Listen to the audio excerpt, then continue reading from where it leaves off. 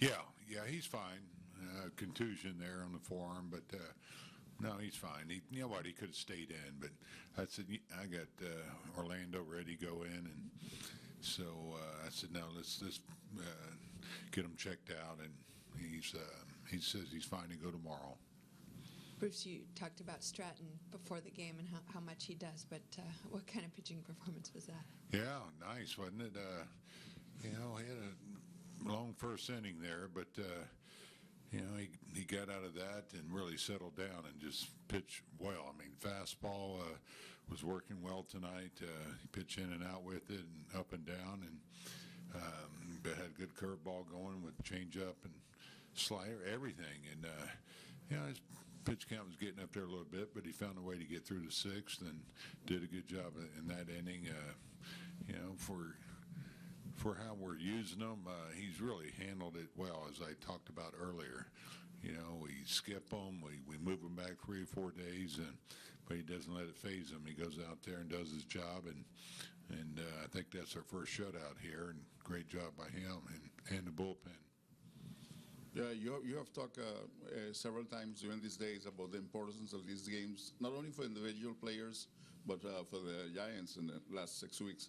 How games like this, he has 2 good games in a row, will factor like for Stratton going into next year?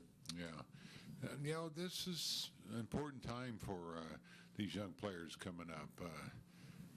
Whether it's Jones or Parker or Stratton, they're trying to show that they belong here in the major leagues, and they're like all of us getting evaluated. And as we go into the off season, it's going to give us a better idea of where we're at with these younger players and our needs. And so you're hoping these guys show that they can play here. They're ready to play here, and we don't have to do something else because we can do this internally.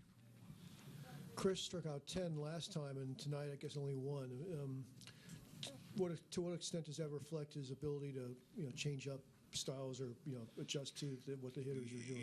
Yeah, Chris, every game's different. I mean, his last game he really had a nice put-away curveball, and it was a good one today. But that's a good hitting ball club over there, and of course the 10 strikeouts they could hit too. But he was pitching a contact, and that's what you want. And after that first inning, he got some quicker outs that allowed him to get through to 6 too. But hey, some games you get those strikeouts, some you don't. But the important thing is you're staying off the barrel of the bat, and he did that in both games. Also, the whole bullpen did a good job, but Melancon pitched back-to-back for the first time, I guess, since he came back from the most recent injury. What went into that?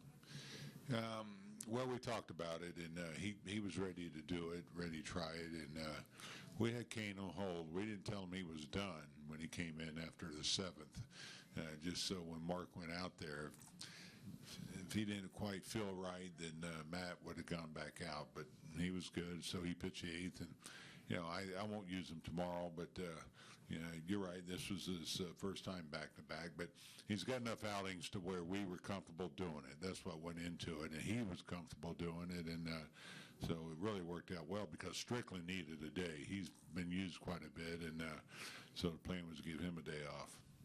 With Cueto set to potentially begin his rehabilitation tomorrow and presumably rejoin the rotation soon after, can Chris earn more starts in the rotation, or is he just kind of the odd man out?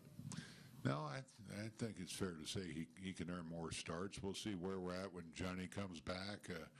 If we want to skip somebody or go to 6-man, we have some options, especially where we're at right now. And but when you have a guy that's throwing the ball away, Chris is, sure, he's going to go back out there the next start, and we'd like to pitch him as much as we can.